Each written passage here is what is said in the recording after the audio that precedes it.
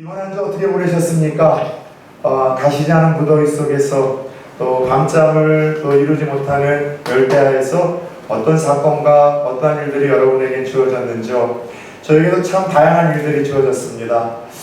여러 사건 또 여러 행사들을 경험하면서 역시 이 한 주도 제 머릿속에는 두 가지 생각이 떠나질 않았어요. 첫 번째는 예수는 아무나 믿는 건 아니구나, 이런 생각이 참 오랫동안 저를 이렇게 사로잡았어요.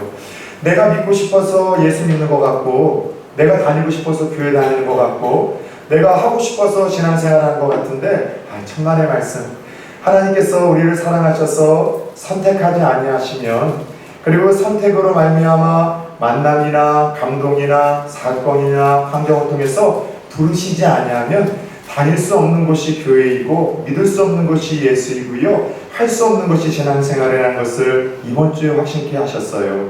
여러분들, 나의 신앙과 믿음이 어떠하든 적어도 이 자리에 예배의 자로서 나와 앉아있다는 사실 하나만으로도 하나님이 여러분을 선택하시고 사랑하시고 여전히 붙들고 계시다는 이 사실에 감격스러워하시고 감사할 수 있기를 예수의 이름으로 축원합니다.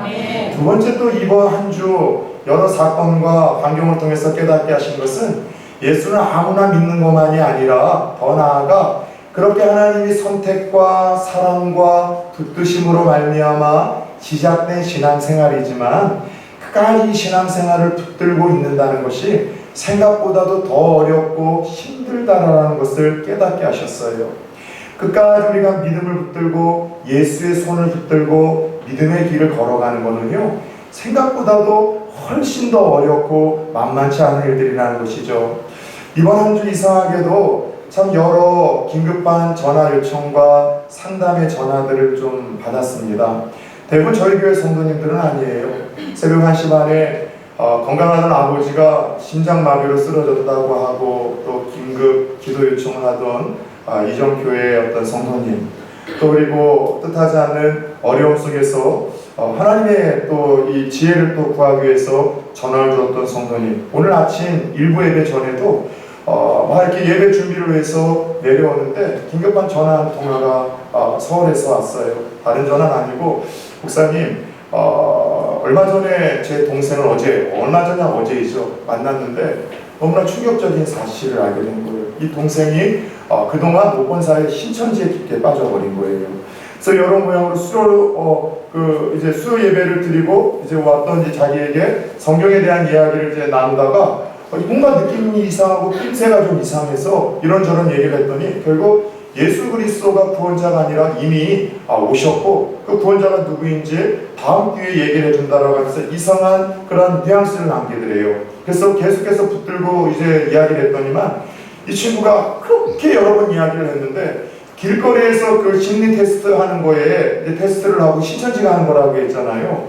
거기다 전화번호를 적었는데, 그래서 이제 전화를 그 사람들이 하기 시작했고, 교회 다닌다는 걸 알기 시작했고, 성경에 대해서 이제 또 관심이 있다는 걸 알고, 그렇게 교회 밖에서 성경 공부하지 말라고 했는데도 과신을 한 거예요.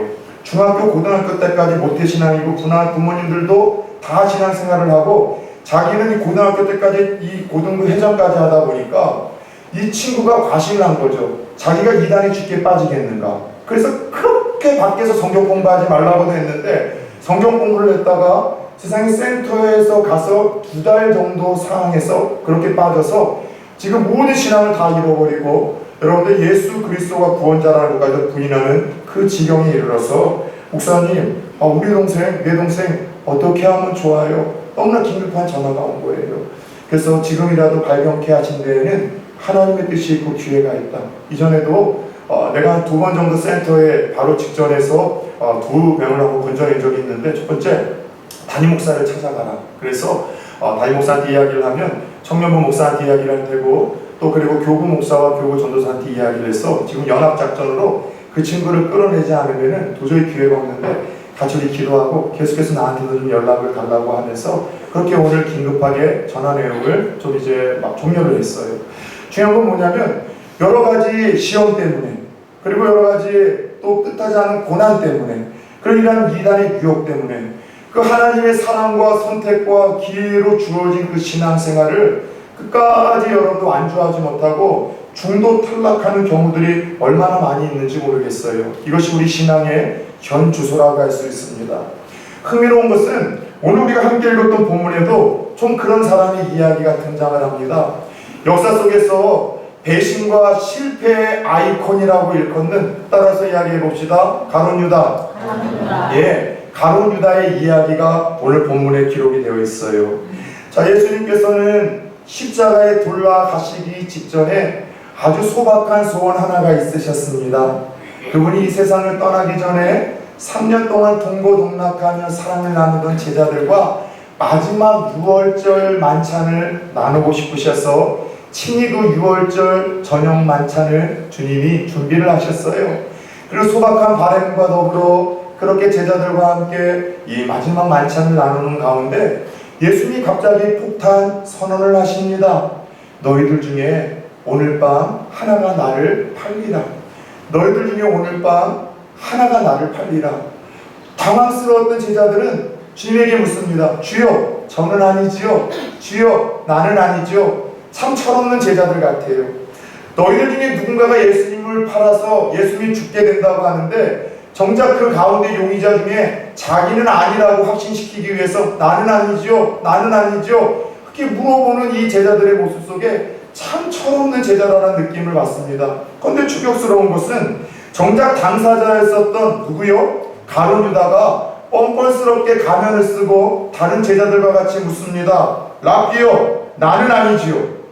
참 흥미로운 것은 다른 제자는 예수님에게 주여, 나는 아니죠 라고 묻는데 이 가룟 유다는 랍비요, 나는 아니죠 라고 묻습니다. 랍비라는 말이 물론 선생님이요 그 존칭어일 수도 있지만 마태복음에서만큼은 유독 믿지 않는 불신자들이 예수님을 향해서 부르던 호칭이었었어요. 예수 그리스도가 하나님의 아들이라는 것까지는 인정하지 못하는 그 불신자들이 예수님을 향해서 부르던 호칭이 랍비였는데, 여러분 함께 3년 동안 따르던 다른 제자들과는 달리 유다가 랍비요, 나는 아니죠 라고 주님을 향하여 부르는 호칭을 통하여 이미 그 마음에 정소산 주님과 문제가 있고 거리가 멀다라는 것을 느끼게 됩니다. 이 예수님께서는 얼마나 안타까우셨는지 그에게는 화가 있을 것인데 차라리 그는 태어나지 않으면 훨씬 더 좋을 뻔했다. 여러분, 사람이 누군가에게 들을 수 있는 이어보다 더 충격스러운 저주의 이야기가 있을까요? 그 사람은 태어나지 않았던 것이 본인에게도 더 좋았을 것이고 주위 사람들에게도 더 좋았을 것이라는 안타까운 이야기를 오늘 가룟 유다는 주님으로부터 듣게 됩니다. 자, 저를 보십시오.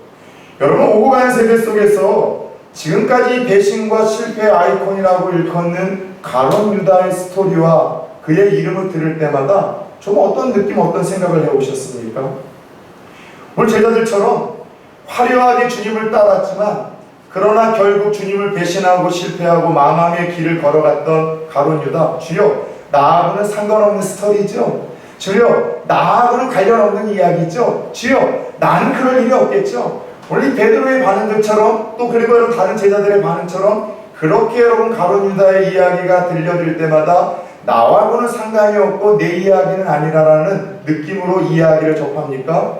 대단히 죄송하지만 앞에 서 있는 저는요, 가룟 이야기를 들을 때마다, 유다의 이야기를 들을 때마다 좀 두렵습니다. 불안합니다. 제가 두렵고 불안한 이유는 하나예요.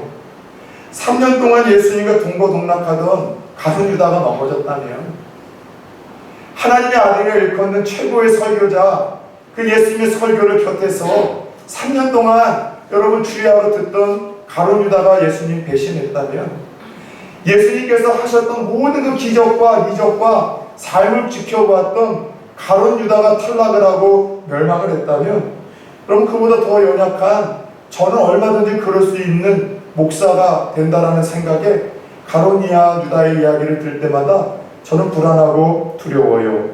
여러분, 하나님께서 이 가룟 유다의 실패 이야기, 그가 주님을 배신한 이야기, 망하고 그가 탈락한 이 이야기는 분명 조금 거북하고 듣기 싫은 스토리임에도 불구하고 왜 유독 마태, 마가, 누가, 요한복음에서 이 이야기를 다 기록해 놓으신 걸까요?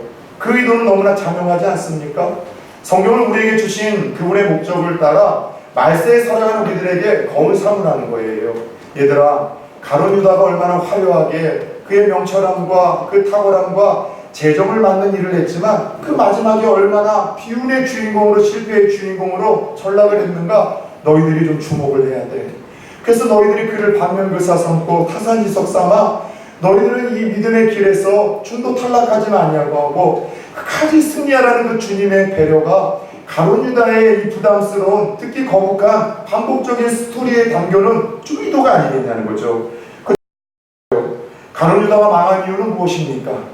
주님에게 화려하게 선택을 받아 여러분 제자의 길을 걸어갔던 그가 수도 없는 말씀을 듣고 주님의 기적과 그의 행보를 봤었던 가룟 유다가 예수님을 은 30에 팔고 배신했던 그 이유, 그가 실패했던 이유가 무엇이겠냐는 거죠. 첫 번째, 다른 것 아닙니다. 여러분이 직감하고 있는 그 문제 맞아요. 돈에 대한 집착 때문이었었습니다. 탐욕의 문제였다라고 성경은 끊임없이 기록해 놓고 있습니다. 유다가 주님 배신한 이유에 대해서 마태복음은 금전적인 이유 외에 다른 동기를 밝히고 있지 않습니다. 심지어 요한복음 12장 6절에서는 이 가룟 유다에 대해서 대놓고 이렇게 소개를 합니다. 말씀 한번 띄워주시겠어요? 같이 한번 읽어봅시다. 이렇게 말함은 가난한 자들 생각함이 아니요 그는 도둑이라 동계를 맞고 거기 넣는 것을 훔쳐가미로라. 이 말씀의 배경은요 지난주 말씀이에요. 여러분, 막달라 마리아가 300데나리온이나 되는 값비싼 향유를 마지막 주님의 장례를 앞두고, 죽음을 앞두고 그 사랑과 감사하는 마음으로 다 쏟아붓습니다. 가룟 유다가 낭비를 했다, 그거 팔아서 가난한 자들 구제했으면 훨씬 더 효과적이지 않았겠느냐 책망을 했었었죠. 근데 그 책망을 하던 가룟 유다의 본심을 성경은 여러분 다 고발하고 있는 거예요. 정말 가난한 자들 돕기 위한 선한 의도가 아니라 그걸 팔아가 이 동계에 넣게 되면은 그걸 관리하던 가룟 유다가 삥땅치기 위한 여러분 그의 이 본심을 다 고발하고 있는 거예요. 이상하게도 가룟 유다에 대한 이야기가 성경에 등장할 때는 항상 그가 탐욕적인 문제에 걸리고 있다는 거, 돈과 관련된 사건과 연루가 되어 있다는 것을 기록해 놓습니다. 돈 사랑하다 망한 사람이라는 것처럼 의도적으로 기록해 놓은 거예요. 여러분, 혹시 소문이 어떤 한 사람을 향해서 돌고 있는데 한두 사람의 이야기라면은 여러분 조금 우리가 조심스럽게 들어야 되겠지만, 다수의 사람이 항상 돈 문제와 관련된 그 사람에 대한 이야기를 한다면 그 사람 조금 조심히 여러분들 경계해야 될 사람 아니겠습니까? 가룟 유다에 대해서 이 사람의 이야기가 나올 때마다 항상 돈과 관련된 사건이 연루되어 있음을 성경은 반복적으로 이야기를 하고 있다면 이 돈의 집착이 누구보다도 강한 사람이었다는 것을 성경은 고발하고 있는 거예요.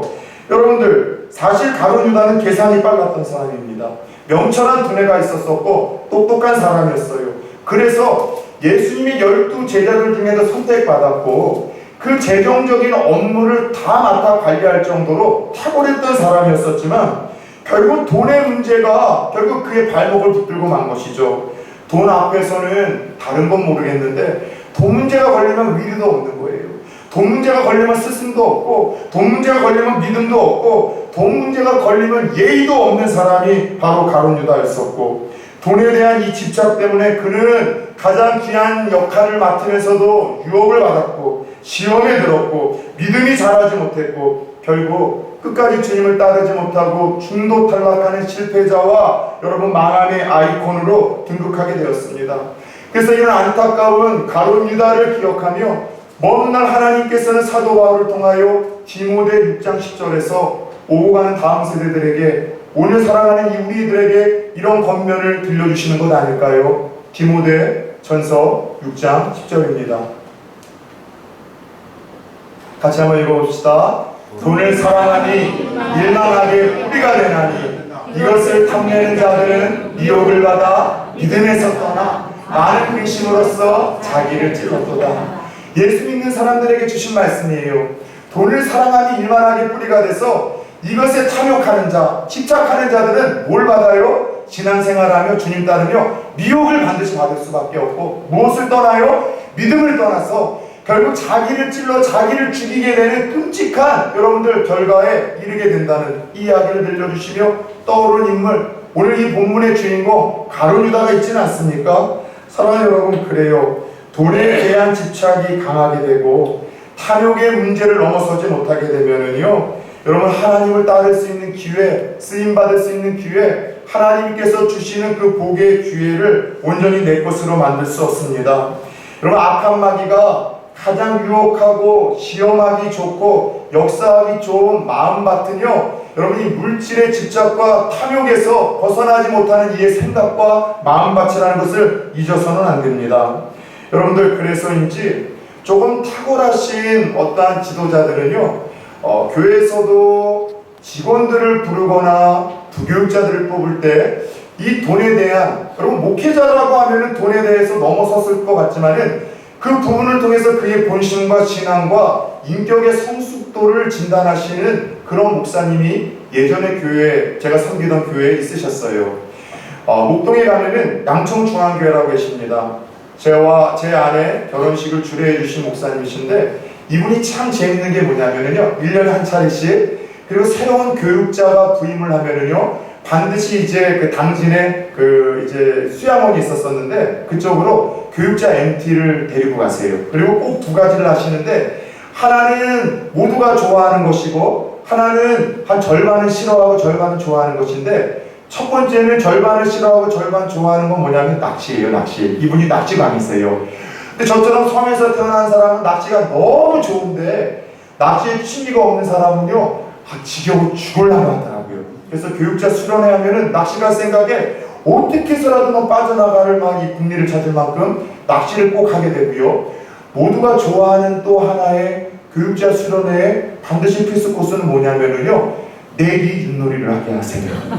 근데 어떻게 하게 하신다면은 은행에 가셔서 신권으로 빡빡한 거로 30장씩 담으셔서 교육자에게 나눠주십니다. 그 자리에서 저녁에 3만원씩 빡빡한 거로 나눠주신 다음에 목사님 빠지시고, 자 이제 윷놀이 하시는데 그냥 하면 재미없으니까 나눠준 거 가지고 돈 내기 윷놀이를 하라고 이야기를 하세요. 그리고 이제 교육자들 사이에 돈 내기 윷놀이가 이제 일어나잖아요. 처음에 몰랐는데 뒤늦게 그 목사님 참 고수구나라는 생각을 가졌어요. 평상시에는 그 전도사님, 그 목사님 괜찮은 분인 줄 알았는데 돈 앞에서 본심이 다 드러나더라고요. 여러분 취중 진단이라고 해서 숨겨둔 그 사람의 본영, 본성, 본심이 드러나는 시간이 있다면 술자리 아니겠습니까? 근데 목사들, 전도사들 데리고 술파티는 못하니까 또 하나의 사람의 본심과 성향이 드러나는 시간이 운전할 때예요. 운전할 때는요, 그 본심이 다 드러나요. 목사님 중에도요, 욕하시는 분들 몇 제가 봤어요. 여러분 난폭 운전하시는 분들이 있어요. 다 본심이 드러나는 거예요. 그런데 그 목사님은 그 돈 앞에서 그 목회자들의 믿음, 인격, 성품을 보시는 거예요. 평상시에는 되게 온유한 분인 줄 알았는데 얼굴이 막 시뻘개지면서 끝까지 하자고 다 이뤘는데 카드 내놓고서 나중에 줄 테니까 하자는 거예요. 막 우기기도 하고 멱살만 앉아봤죠. 막 싸우는 막 분위기가 일어나는 거예요. 그래서 돈 앞에서 그 사람의 성향과 인격과 믿음이 다 드러나는 걸 보면서 그래서 목사님이 지혜롭게 이런 시간을 갖는구나 깨닫게 됐어요. 그래서 제가 결단한 게 뭐냐, 저는 제 두 딸이 있는데 조금 먼 훗날의 이야기겠지만 사익감을 고를 때 저는 반드시 꼭 할 게 뭐냐면 고수업을 칠 거예요.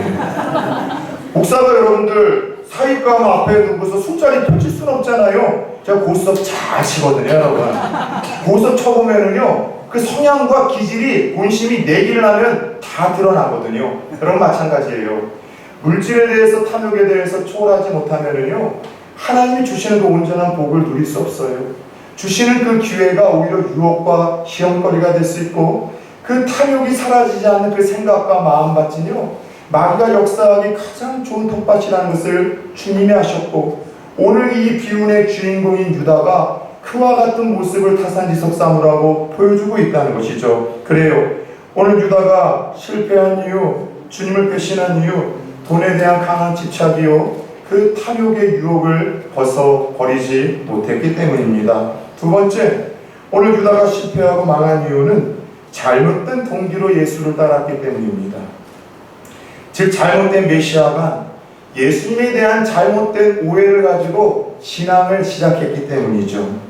다른 복음서를 통해 유다를 보면은요, 유다는 예수님에 대해서 좀 잘못된 생각을 가지고 있었습니다. 다른 제자들도 그런 마음이 있었었죠.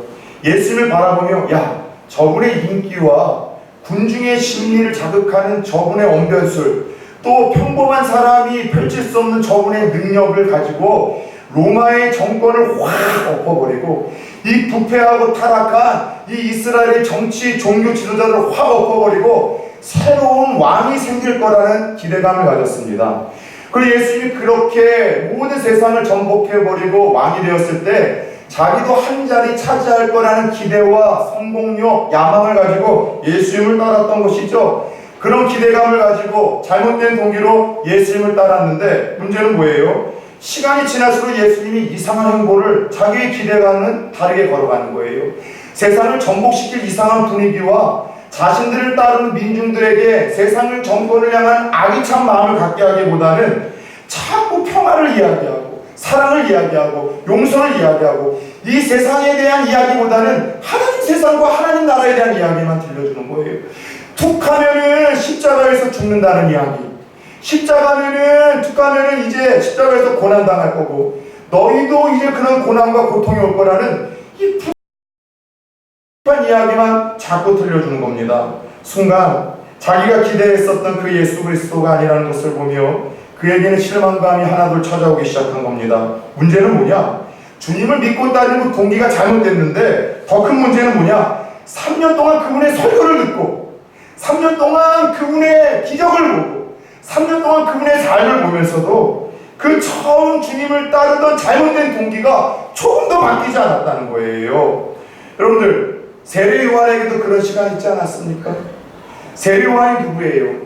예수님 처음 이 땅에 나타났을 때 보라, 세상 짐을 지고 가는 하나님의 어린 양이라고 예수님을 소개했던 그 세례 요한이 죽기 직전에 예수님에 대해서 신앙이 흔들리는 그런 모습을 보입니다. 그래서 제자들을 보내서 오실 메시아가 당신 맞냐고, 다른 메시아를 기다릴까? 그 질문을 던지죠. 뭐예요? 세례 요한도 불같은 사람이었거든요.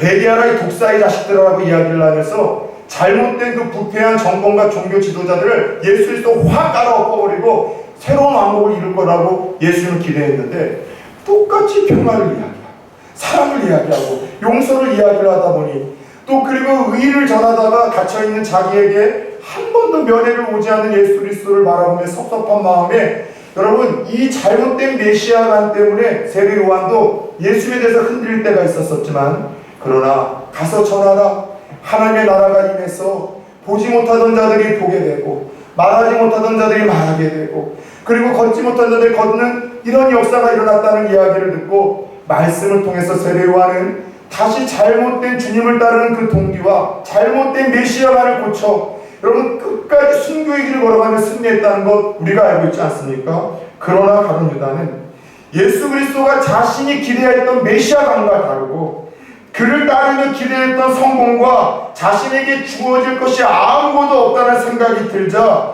여러분들 속된 말로 자기 살 길을 찾아 나서기 시작합니다. 이쪽에 붙어봐야 이거 저 사람 얘기하는 것처럼 고난과 자칫 잘못하면 죽겠구나. 그래서 그 당시 신과 권력이라고 할 수 있는 제사장들과 종교지도자들에게부터 예수를 은 30에 팔면서 배신한 것 아니겠습니까? 잘 들으셔요. 마찬가지로 잘못된 동기로 주님 믿고 따르다가 내 기대가 채워지지 아니하면 여러분들 주님을 배신하고 여러분들 실패하는 경우들이 한국 교회 안에도 성도들 안에도 얼마든지 있을 수 있어요. 고민해봤어요. 제가 부산 초원교회에 온 지 3년 반이 되어 갑니다. 3년 반 동안 무엇이 신앙이고 무엇이 믿음인지 어떤 것이 본질인지 여러 명을 애써서 가르쳐주고 또 함께 나누려고 했죠. 그럼에도 불구하고 여러분 처음에 예수 믿기 시작했던 그 동기 처음에는 저마다 이유가 있겠죠. 내 병을 치료받을 수 있지 않을까? 우리 자식의 문제가 해결되지 않을까? 예수 믿으면 복 받는다고 하는데 이 어려움이 해결되지 않을까? 뭔가 내 마음에 평안함이 있지 않을까? 하나님과 좀 가까이 지내면은 그래도 떡이라도 떨어지지 않을까? 예, 그게 틀린 건 아니지만 온전하게 예수를 믿고 신앙생활을 하게 되는 본질적인 여러분 그것은 목적과 동기라고는 할 수 없습니다. 그런데 문제는 뭐냐면 그 잘못된 그 동기가 3년 동안 말씀을 듣고 신앙생활을 하고 함께 교제를 하면서도 조금 더 변화되어지지 않는다면요 어느 순간 우리도 유다와 같은 이 실패와 패배의 자리에 여러분 주저앉을 수 있다는 것이죠. 여러분 흥미로운 것은 유다의 배신과 관련해서 요한복음 13장 2절과 13장 27절에서는 이런 이야기를 계속해서 반복해주고 있습니다. 마귀가 벌써 시몬의 아들 가룟 유다의 마음에 예수를 팔려는 뭘 넣었다고요? 생각을 넣었답니다. 마귀가 장난을 쳤어요.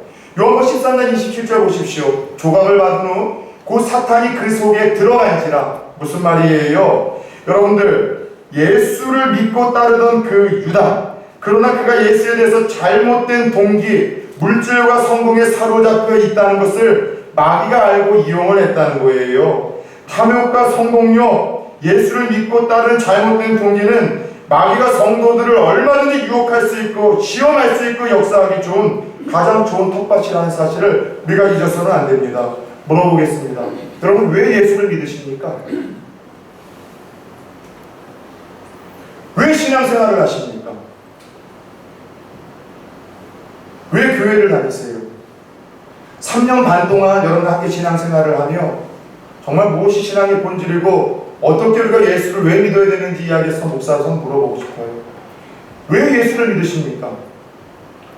왜 교회를 다니셔요? 왜 누군가가 여러분의 종교가 뭐냐고 묻는 그 질문에 기독교라고 대답을 하십니까? 그냥 예수 믿으면 복 받을 것 같아서요? 내 마음에 평안이 있을 것 같아서요? 마치 알라딘의 램프에 그 지니를 감동시켜서 내가 원하는 것 다 이루어줄 수 있도록, 그래서 여러분 흥정하기 위해서, 거래하기 위해서 신앙생활을 합니까? 예, 그렇게 시작할 수 있어요. 그러나 그 잘못된 동기에서, 그 미숙한 동기에서 여러분 끊임없이 말씀을 듣고 함께 신앙생활을 하며 조금 더 예수를 믿는 그 바른 동기와 목적을 여러분 깨닫지 못하고 있다면 오늘 뜻하지 않은 유혹과 시험거리에서 우리는 여러분들 중도에 탈락하는 가룟 유다와 같은 똑같은 실패의 아이콘이 될 수 있다는 것을 잊어서는 안 돼요. 처음 예수 믿고 다녔던 그 동기야, 그렇다 쳐도 계속되어지는 신앙 가운데, 계속 듣는 말씀 가운데, 적어도 주일날 한번 계속해서 나와서 이 자리에 앉아있는 가운데 여러분들 그 동기가 바뀌고 있습니까? 내가 예수를 믿는 목적은 잘 먹기 위함이 아니라, 잘 살기 위함이 아니라, 내가 원하는 대로 다 해결되기 위함이 아니라, 그러지 않아도 그분을 사랑하기 때문이고 그분을 기쁘시게 하기 위함 때문이고 가치 있는 길을 걸어가기 위한 때문이라는 동기와 여러분 이 잘못된 이 예수에 대한 이 생각이 좀 바뀌고 있는가 여쭤보고 싶어요. 좀 더 충격적인 또 부담스러운 질문을 던져볼까요? 그렇다면 예수 잘 믿는데 여러분 가난해지면 어떡할 겁니까? 오히려 예수를 잘 믿었는데 사업 실패하면 어떡하실 거예요? 예수 잘 믿었는데 실패하면 어떻게 하시겠습니까? 예수 잘 믿었는데 어느 날 뜻하지 않은 질병에 걸리면 어떻게 하시겠어요? 예수 믿다가 봉사다 교회에서 상처받고 섭섭하면 그래도 여러분 주님 끝까지 따를 수 있겠습니까? 여러분 쉽게 대답하지 마세요. 오늘 가룟 유다 처음엔 그랬을 거예요. 그러나 그 잘못된 그 동기와 그 여러분들 마음이 3년이라는 시간을 통해서도 조금 더 바뀌지 않았기에 오늘 가룟 유다는 그 실패와 여러분들 배신의 아이콘으로 여러분 안타까운 길을 걸어갔다는 것이죠. 따라서 예수 믿는 사람들 자신이 예수 믿는 동기가 무엇인지 날마다 점검해 봐야 돼요. 내가 복을 받기 위함인가? 내 자존심을 세우기 위함인가? 내가 내 마음의 평안함을 얻기 위함인가? 뭔가 유익을 얻기 위함인가? 아니면 하나님의 뜻을 알고 하나님의 뜻을 이루고 그분께 영광 돌리고 그분을 기쁘시게 하기 위함인가? 끊임없이 또 묻고 물으며 자신의 신앙의 동기와 그 과정을 점검해야만 합니다. 끝으로 오늘 가룟 유다가 실패하고 배신의 길을 걸어간 것은 가장 여러분 중요한 이유라고 할 수 있어요.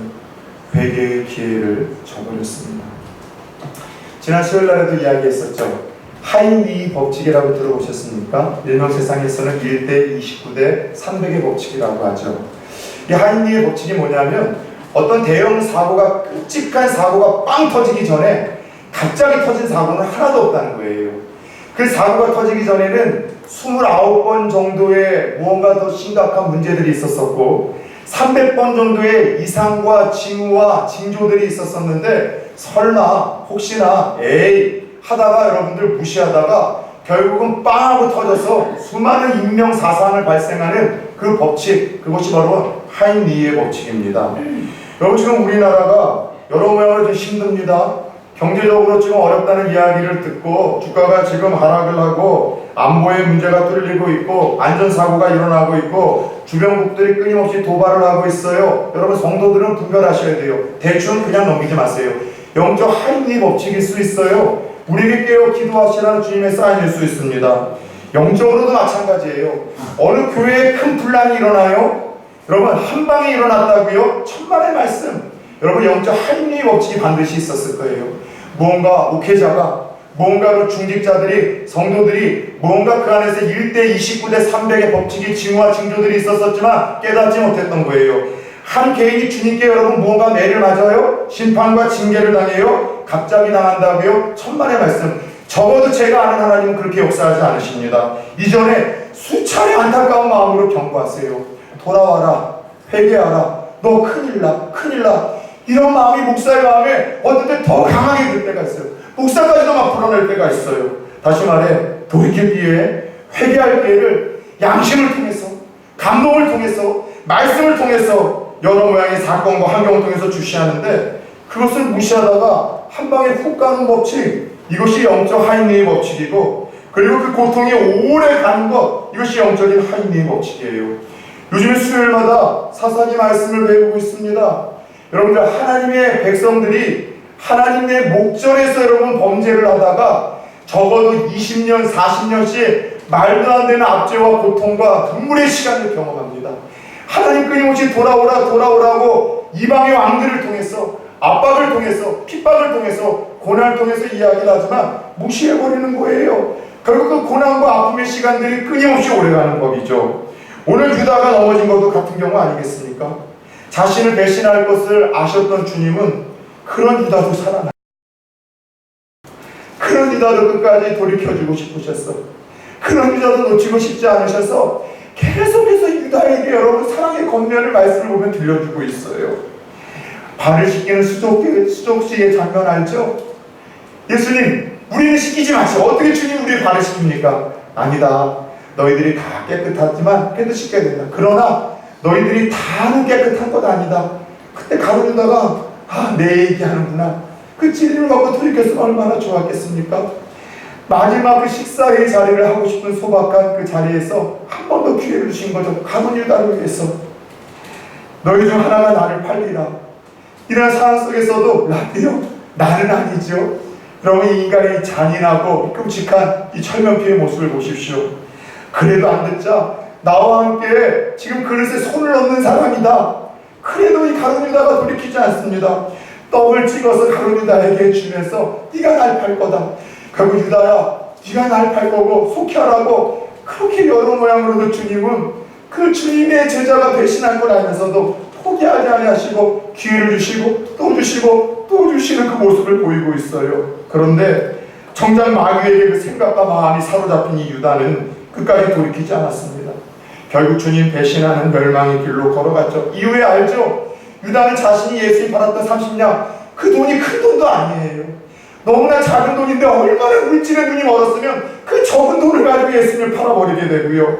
결국 가진 돈 쓰지도 못하고 깊은 죄책감에 빠져 여러분들 목을 메어 자살을 합니다. 섬김에도 드림에도 은혜 받을 때에도 돌이킬 때에도 때가 있다고 했죠. 기억하세요. 하나님의 사람들은 죄를 지어서 망하는 것이 아니라 회개하지 않아서 망합니다. 하나님의 사람들은 범죄해서 망하는 것이 아니라 돌이킬 기회를 저버려서 망하는 것이죠. 누구나 잘못된 생각과 행동을 선택을 신앙생활하다 보면 할 수 있어요. 연약하다 보니 사람 핑계대고 공동체 핑계대고 내 환경 핑계대고 하나님 핑계대고, 그러나 중요한 것은 하나님이 사람으로 깨닫게 하실 때 돌이키고 회개하는 거예요. 내게 양심을 말씀하시고 이거 아니잖아.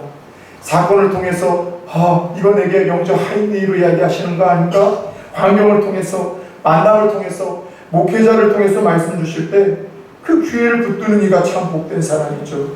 그렇게 말씀을 주실 때 오늘 제자들처럼 주여 나는 아니죠. 나는 아니죠. 아니 주여 내 말씀하시는 거죠. 나 들으라고 하시는 거죠. 내가 회개해야 되겠죠. 내가 돌이키지 않으면 크겠죠. 그렇게 붙들 때 여러분들 하나님이 우리를 다시 살리시고 고치시고 회복시켜 주시고 더 높은 자를 이끄시고 끊임없는 연약함 속에서도 유혹과 시험 속에서도 우리의 믿음과 신앙을 지켜주신다는 사실을 깨달으십시오. 아멘. 지난 한 주 저는 개인적으로 너무 힘든 시간을 보냈어요.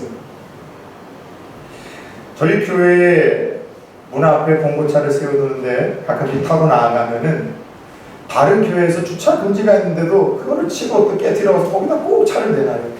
그 10중 8구 10대 9대는 꼭 요 근처에 어느 한 그 곳에서 그 회사에서 직원들이 돼요.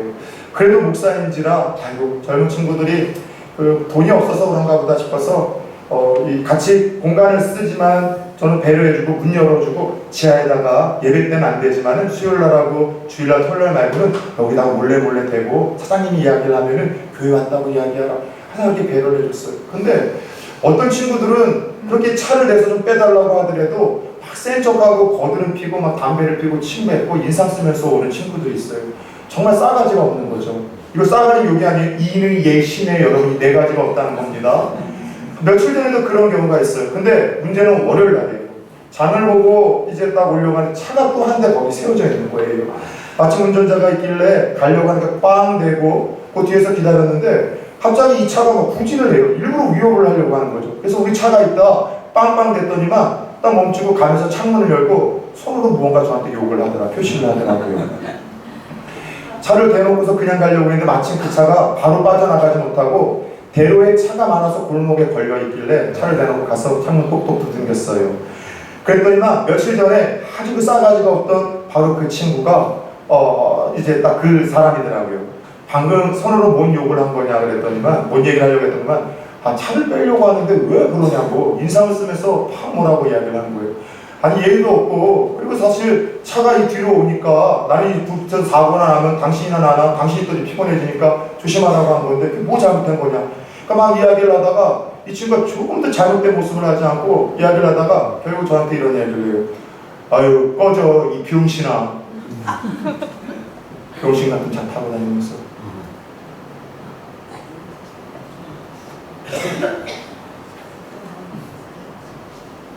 끝날 때도 제 얼굴 보고 누가 저한테 병신이라고 한 적은 한 번도 없거든요. 그 짧은 순간에 여러 생각이 좀 들었어요. 사장님도 여기 몇 분 이렇게 있으시고 옛날 같았으면 제가 차 올라탔을 겁니다. 어디 딴 데로 가자고 끄집어 내렸겠죠. 참 뭐 병신? 그래 꺼져 이 병신 새끼야. 그리고 그 차에 그냥 달아나고 그랬어요. 잘 참았다는 생각 가지고 장 공고를 좀 올려다 놨는데 미치겠는 거예요. 이제 내 안에서 너무 화가 나는 거예요. 평상시 이제 그쪽에 있는 직원들이 한 25명이라고 해서 제가 찾아가 보니까 여기 있는 이제 가까운 이제 이웃은 그 깡패 자식들이라고 맨날 그러시더라고요. 이웃들에게 많이 피해를 주는. 참다가 조금 정화된 상태에서 여러분 제 성격 알잖아요. 그 깡패 소굴들이 있는데 제가 쫓아 올라갔습니다. 그 친구가 한 번 있는 사과를 정식으로 받으려고. 근데 팀장하고 실장, 그분들이 팀장하고 실장인지 몰랐는데 제가 이제 가끔가다 인사도 하고 차 밑에다 대라고 했었던 그 친구들이 실장하고 팀장이더라고. 저를 알아보고 목사님 어떻게 오셨냐고. 상황에서 내가 너무 화가 나서 왔다고. 이건 좀 경우가 아니다던데 목사님 그 차 번호를 좀 아십니까? 인상착오가 어떻게 하십니까? 제가 연락을 해서 25명 정도 직원이 되는데 따끔하게 혼을 내주겠습니다. 그래서 전화가 한 통 왔어요. 그 친구한테 연락을 해서 모르는 번호길래 사과를 하려고 하는가 했더니만 시청 교통과에서 연락이 왔어요. 누군가가 민원을 냈대요. 불법 주차가 됐으니까 도로 전용이 됐으니까 견인해가라고. 그 친구가 불법 주차라고 저희 차를 시청에다가 고소 고발까지 하는 거예요.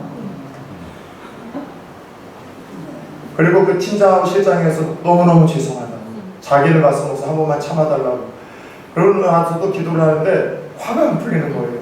아직 제가 못돼 먹었는지 제 안에 껴고 한 번만 가서 큰 소리는 안 치고 정식으로 사과를 한번 받을까 했더니 가지 말래요. 미안해하는 이들도 목사 괜히 진상으로 보인다고. 기도할 때마다 은혜가 너무 쉽던 거예요. 어느 날 수요 예배 드리는 가운데 하나님 내 마음에 뭔가 들려주시는 이야기가 있는가?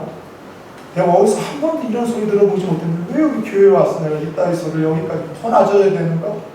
왜 이런 내가 이 상을 내가 다는가?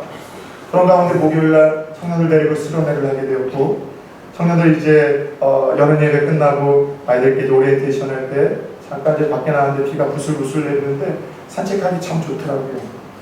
산책하는 가운데 계속해서 묵상하는 가운데 하나님이 이제 들려주시는 거예요. 이게 제가 들어야 될 이야기였던 것 같아요. 제가 병신 소리 듣지 못해야 될 이유가 뭐였어요? 가만히 보니까 제가 병신도 있어 진짜 하나님께서 요즘에 많이 한 것 같아요. 그럼 병신이 봐야 될 거 제대로 못 보는 게 병신 아닙니까? 누군가 이야기를 들려주는데 듣지 못하고 있으면 그 병신이잖아요. 해야 될 말이 있는데 그걸 제대로 못하고 있으면 병신이고, 바르게 걷지 못하고 바르게 살지 못하면 병신이죠. 제가 하나님 요즘에 제대로 못 보고 사는 것 같아요. 하나님 나에게 끊임없이 들려주시는 음성이 있어요. 사건을 통해서 성도님들이 자꾸 많이 아프고 병이 들고 사고가 나고 이런 것 통해서, 또 이런 그 말도 안 되는 이런 걸 통해서 내게 들려주시는 음성이 그동안 못 들었던 거죠. 성도님들 잘못된 길을 걸어가는데 괜히 얘기하면 삐낄까봐. 작은 교회가 다 좋은 건 아니더라고요. 큰 교회는 마음껏 막 설교를 하는데 회개할 사람도 회개하라고, 작은 교회는 내 얘기에 있다가 삐껴가지고 싸울까봐, 목사가 비겁하게 그거 하나 봐서 성도 떠날까봐 해야 될 말을 못하고 있는 거, 지금 하나님 볼 땐 병신 아닙니까?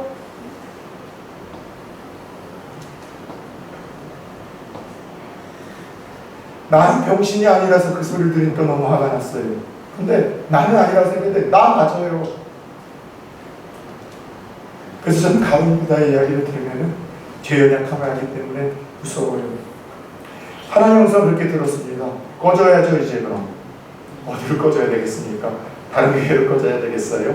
물론 그럴 수도 있겠죠. 근데 아직은 내가 약속한 서운한 시간들이 좀 있고 하나님과 단판을 좀 쳐야 될 게 있어서 다른 교회로 못 가나요? 십자가 앞으로 가야죠. 주님, 제가 여기 와서 많이 경세됐다고 생각했는데 더 깨져야 되겠습니다. 더 낮아져야 되겠습니다. 목사라고 허우적게 분위기 폼 잡고 다녔는데 진짜 하나님 오실 때 병신일 텐데, 주님, 하나님과 하신 거 더 제대로 보게 해주세요. 내게 들려주시는 이야기를 여러 사건, 여러 만남, 여러 한국에서 계속해서 들려주세요. 내가 해야 될 말은 정말 사랑해서 좀 들려줄 수 있는 그런 목사 되게 해주세요. 요즘에 여러분에게는 어떤 양심의 찔림을 주십니까? 어떤 말씀을 반복적으로 들려주십니까? 하나님이 사랑하기, 여러분 살리려고, 고치려고 어떤 사건과 환경을 통해서 말씀을 들려주셔요. 우리 그 말씀에 좀 이제 순종합시다. 돌이킵시다. 회개하고 자존심도 내려놓고 주님을 따르는 선하지 않았던 동기와 목적 다 내려놓읍시다. 그렇지 않으면 땅을 치고 후회해요. 오늘 유다의 이야기를 들어보며 나 또한 탐욕의 노예 혹시 아니었습니까? 유다의 이야기를 들으며 바른 동기로 계속해서 예수 믿고 따르고 있습니까? 실패해도 끝까지 따르겠습니까? 실망해도 따르겠습니까? 병들어도 따르겠습니까? 바른 동기로 믿고 있습니까? 회개의 기회를 놓치고 있지는 않습니까? 기도하겠습니다.